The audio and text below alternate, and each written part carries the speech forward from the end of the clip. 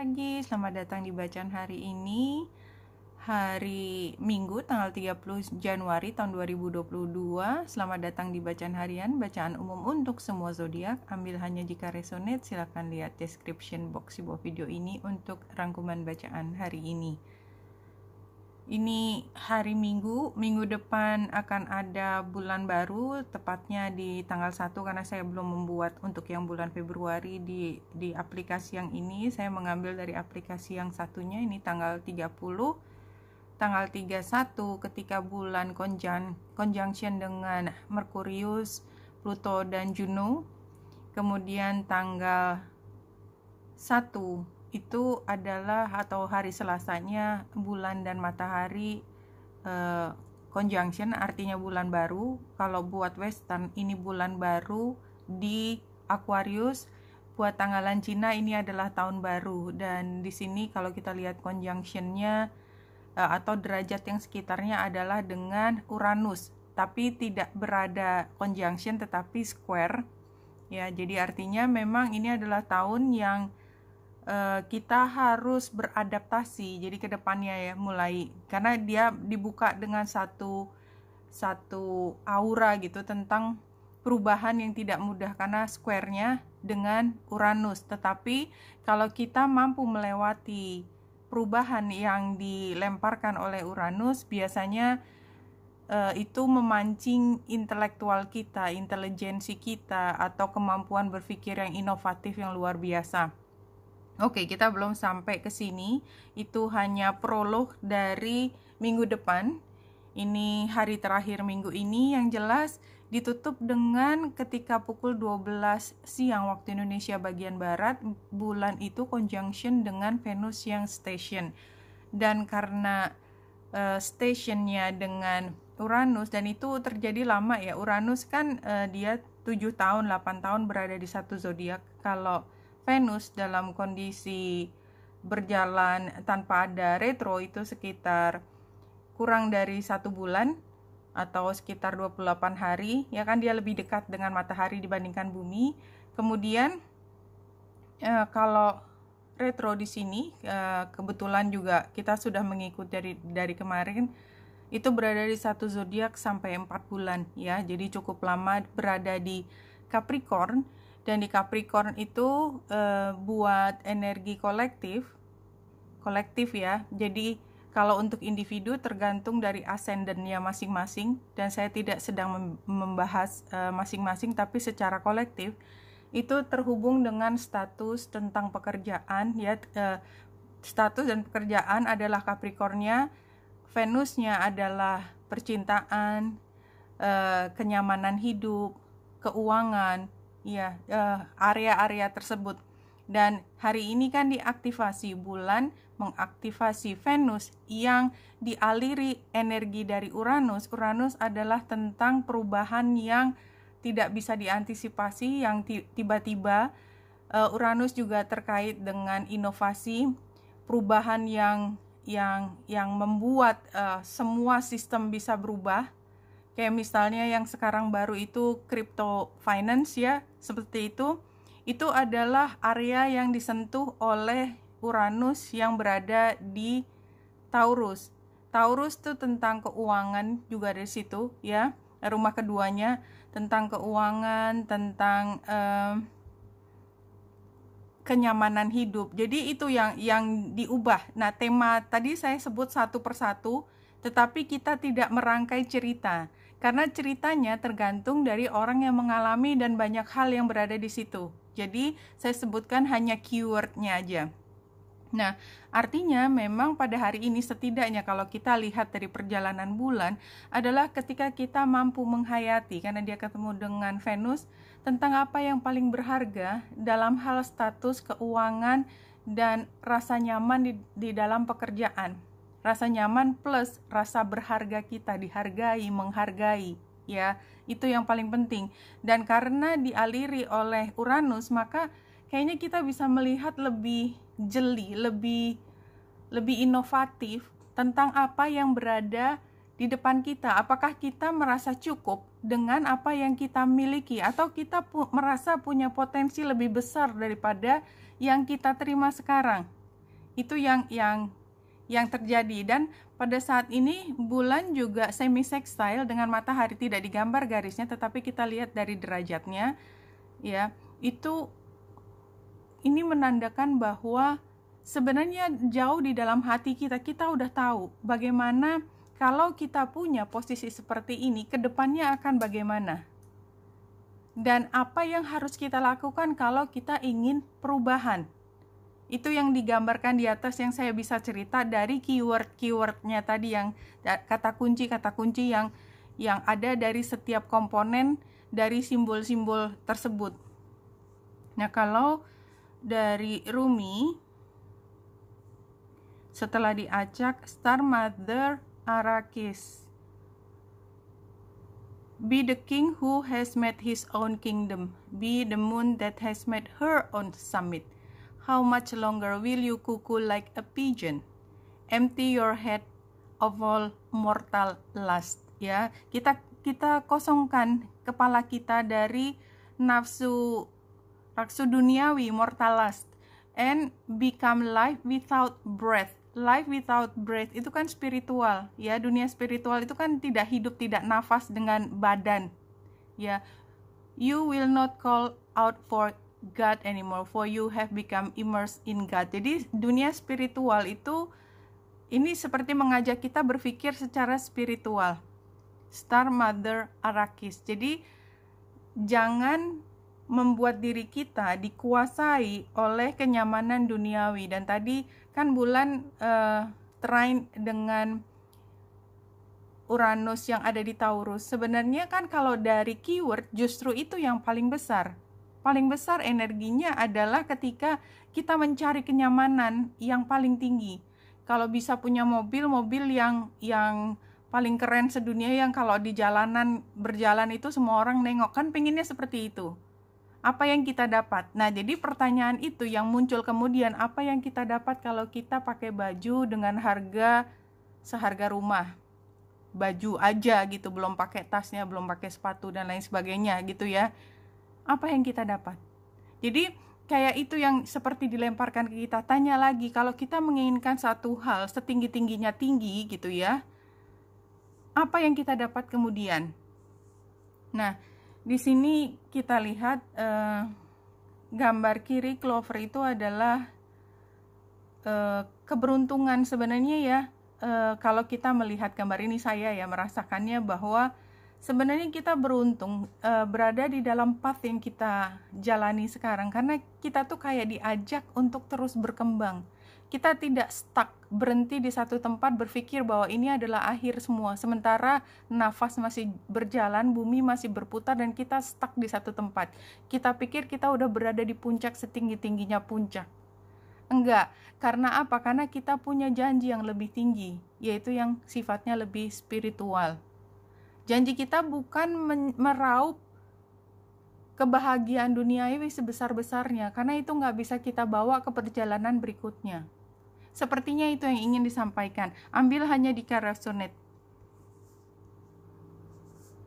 Dan ini ya, anyway, ini kartu yang jumping ya. Ini dari Sacred Destiny. Ini gambarnya cantik banget ya. Gambar wolf putih. Purity, matanya berbeda warnanya, so beautiful. Penggambarannya di kartu juga so beautiful, purity. Jadi kayak dibersihkan. Kita selalu, setiap orang tentu saja punya kebutuhan duniawi karena kita masih hidup. Kita ingin hal yang paling mewah di dunia ini. Tapi for your information ya, semua penderitaan di dunia ini selalu diawali dengan diberikannya kemewahan. Kita nggak akan semenderita itu kalau kita nggak tahu kemewahan. Trust me, itu tuh jebakan. Kalau kita nggak pernah punya apa-apa, bagaimana kita bisa ngeces menginginkan mobil mewah? Anyway, gitu ya. Jadi kalau kita tahu sesuatu, kita apalagi pernah mengalami punya, saya belum lihat ini, punya semua yang terindah. Apa kekasih tercantik, terganteng. Pekerjaan yang paling keren sedunia, kamu pemilik ya perusahaan, kamu manajer paling tinggi, kamu CEO ya. Kemudian itu kita miliki seolah-olah itu menjadi milik kita. Dan ketika satu saat Yang Maha memiliki mengambil predikat itu dari kita, kita bukan lagi CEO, kita bukan lagi, itu rasanya kita gagal. Padahal dari awal juga itu hanyalah titipan, something like that. Jadi sesuatu yang indah, sesuatu yang buat kita sebut, kita label dengan anugerah seperti rumah mewah dan lain sebagainya tadi yang saya sebut, itu sebenarnya adalah diberikan kepada kita rasa ternikmat supaya kita lupa gitu ya, supaya kita lupa rasanya menderita, padahal itu juga cuman pinjaman. Oke, spiritual growth di sini saya udah melihat di sini, you are going through a time of rapid spiritual change, spiritual growth. Enjoy the process.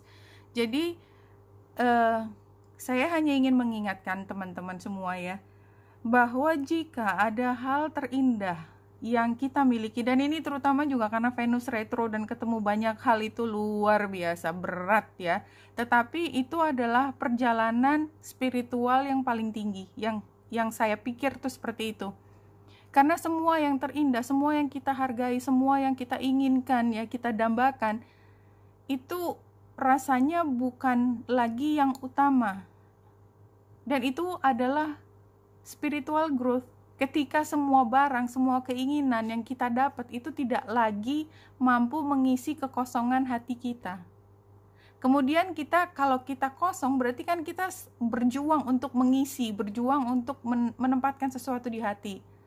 Dan buat yang sudah pernah melewati, memiliki benda-benda terindah tersebut, maka tahu bahwa ada hal lain di atas dari semua mortal lust tadi, ya, hawa nafsu duniawi, apapun maknanya.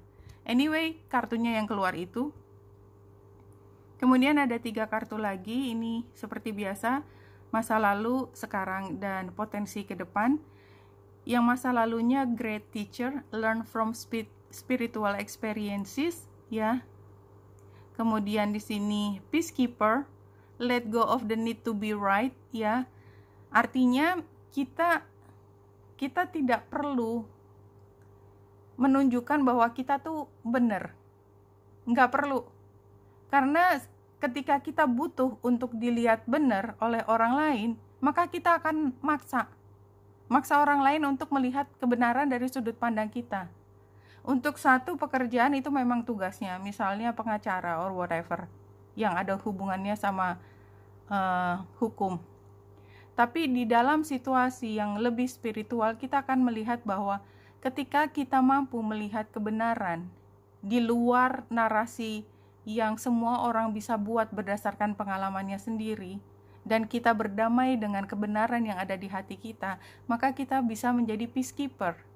Setidaknya untuk diri kita sendiri, kita berdamai dengan semua. Ya udah, orang mau ngomong apa terserah, agamamu, tapi agamanya diganti dengan keyakinan ya.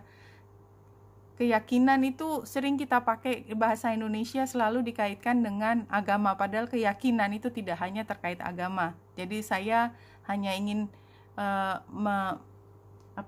menyetarakan, kadang-kadang kita menggunakan kata-kata itu, tapi hanya tujuannya cuma satu, untuk membawa teman-teman paham maksud saya, bahwa keyakinan itu adalah satu hal yang kita tidak pernah bisa memaksakan kepada orang lain. Apapun, keyakinan tentang diri sendiri termasuk. Jadi nggak cuma agama, keyakinan bahwa kita adalah korban dari kejahatan dunia. Dalam arti kata berarti kejahatan semesta. Kita bilang, misalnya kita merasa kehilangan seseorang yang sangat kita cintai. Kalau ditanya sama orang lain, jadi kamu nggak rela dong dia pergi? Enggak, saya rela, tapi saya sedih aja dan saya nggak mau keluar dari rasa sedih ini. Walaupun kata-katanya tidak sama persis dengan yang saya ucapkan. Itu kan kita nggak bisa maksa, kamu jangan sedih dong. Kan kita harus ikhlas. Semua yang dikasihkan cuman pemberian, kan nggak bisa. Itu harus proses di dalam dirinya sendiri sampai satu saat dia bisa lewat dari masa grievingnya tadi, kehilangan seseorang yang sangat dicintai. Dan dengan masa pandemi ini, betapa banyak orang yang melewati situasi seperti itu. Jadi yang dimaksud di peacekeeper di sini adalah kita berdamai dengan semua yang ada, dan kita nggak perlu harus benar memaksakan kepada orang lain. Kamu kenapa harus sedih terus kan? Mulailah move on, mulai untuk mengikuti apa yang menjadi putaran dunia. Kalau dia belum bersedia, dia belum mau, ya belum bisa gitu loh. Nggak bisa dipaksa, harus dia sendiri sampai menemukan kekuatan dari dalam diri sendiri. Oke, saya berdamai dengan situasi saya kehilangan seseorang, dan walaupun muka saya masih sedih, tapi saya setidaknya sudah mau makan lagi dengan benar. Karena kadang-kadang saya juga melihat orang yang berada di dalam situasi kehilangan itu cukup lama, membuat khawatir semua orang, tapi there's nothing I can do about that, ya. So sad itu, saya sendiri juga sedih, tapi what can I do, ya. What can we do? Semua orang juga bisa bilang semua dengan logika, tapi kembali lagi semua dari dalam hatinya. Dari seberapa jauh dia berdamai dengan situasi yang dia hadapi. Ini maksudnya seperti itu. Sorry panjang lebar di situ. Di sini kemudian kartu yang near future when following the guidance adalah eagle. See from a higher perspective. Jadi kita mungkin sedih luar biasa ketika kehilangan seseorang, dan sekarang namanya kehilangan seseorang itu umurnya dari yang paling muda sendiri sampai yang memang katakanlah usia yang memang udah dekat dengan harapan hidup. Jadi biasanya lebih cepat menerima. Tapi kalau yang masih jauh dari angka harapan hidup usia, itu kan rasanya kan luar biasa, ya. Tadi saya mau ngomong apa lupa. Ya tadi kehilangan. Jadi semua kehilangan tersebut, ya, itu sebenarnya membawa atau membuka jalan buat orang yang mengalami untuk masuk ke dalam diskusi spiritual yang hanya bisa diselesaikan kalimatnya, titiknya, iya, kalimat itu kan pakai titik terakhir, hanya dengan dia sendiri yang membuat kalimat itu selesai. Tidak ada satu orang lain pun, siapapun, pihak luar yang mampu menyelesaikan kalimatnya sampai titik. Dan itu adalah spiritual, perjalanan spiritual.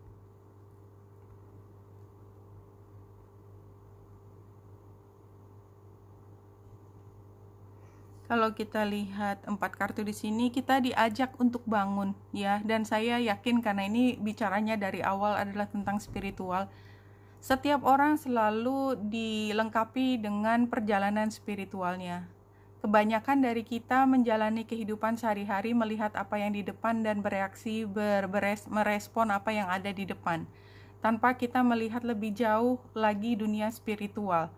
Dan itu tidak berarti orang tersebut tidak agama, ya, tidak religius, dia sholat, dia berdoa, dia apapun. Tetapi belum tentu orang yang punya tingkat berdoa yang tinggi atau apapun yang disebut itu benar-benar hatinya terpanggil, dan biasanya ada satu peristiwa yang besar yang membuka dia untuk melihat jauh lebih dalam. Dan ini orang tersebut, ya, atau siapapun, itu dia akan mencoba untuk menolak semua narasi tentang spiritualitas. Karena dia merasa benar apa yang dialami. Saya udah memberi banyak sedekah, saya sudah berdoa setiap saat, kenapa saya masih diberi cobaan seberat ini? Dan kayaknya dia merasa bahwa dia tidak dicintai lagi, padahal dia sudah berdoa tidak pernah berhenti. Kalau saya bicara gini buat orang yang mendengarkan yang tidak ngalamin, itu kan kita bisa bicara hal lain. Kalau orang yang mengalami itu bahasanya akan sangat berbeda, ya. Kita perlu untuk melihat dari titik pandang yang berbeda. Dan ini adalah sarannya, ya, kita perlu untuk merasa cukup bahwa kalau ada sesuatu diambil dari kita, ya sudah, relakan. Kita cukup, kita nggak pernah kekurangan. Kita mendapatkan waktu terindah dengan orang yang hilang dari kita. Karena kan nggak ada yang kecolongan, ya, tanda petik, ya. Seberapapun kita menyesali kejadian yang menimpa orang tercinta kita, seandainya saya bisa, seandainya dia bisa, tapi kan itu semua kata-kata seandainya. kita hanya yakin bahwa waktunya ya nggak mungkin berkurang atau lebih 1 detik pun. Waktunya ya udah ada, dan kita sudah diberi waktu yang cukup untuk bisa dekat dengan dia, atau dekat dengan rumah mewah, atau dekat dengan perusahaan yang keren tersebut, whatever. Cukup. Kita udah pernah ngalamin, kita pernah punya, tapi ya itu cukup, karena semua selalu ada titik akhir kapan yang bukan punya kita sebenarnya, dan kita bisa keluar dari pikiran-pikiran yang membatasi bahwa kita tuh seperti kecolongan gitu. Ini emang berat ya. Saya sih melihat dengan mata saya sendiri yang kehilangan, dan betapa beratnya kita hanya bisa menemani gitu ya. Let your light shine. It is far brighter and more powerful than you can imagine. Jadi ini kembali lagi, yang diingatkan itu bukan orang lain, tetapi diri masing-masing, bahwa kita tuh punya light, kita punya cahaya, kita punya cinta, kita punya channel di mana divination itu bisa menyinari melalui kita. Kita tuh channel. Kadang-kadang kita lupa dan membuat dia gelap dari kemarahan, dari rasa frustasi, dari rasa takut, dari keinginan untuk balas dendam. Itu adalah semua energi gelap yang menutupi cahaya kita. Sekarang kita biarkan cahaya kita bersinar. Ya, kita singkirkan pelan-pelan rasa marah, rasa kecewa, rasa sakit hati, rasa saya harusnya memiliki ini tapi tidak. Ya, lepaskan. Karena begitu kita bisa melepaskan, let go, semua gelap, cahaya kita bersinar, dan itu lebih bersinar, lebih bright, lebih terang, dan lebih powerful dari apa yang kita bisa bayangkan. Bacaan hari ini sangat-sangat spiritual, mungkin lebih cocok buat orang yang memang senang berpikir tentang spiritualitas. Anyway, apapun yang ada di sini, semua saya hanya membaca yang ada di depan mata saya. Oke, Wenita Indrasa di sini. Semoga membantu. Salam hati dan cahaya.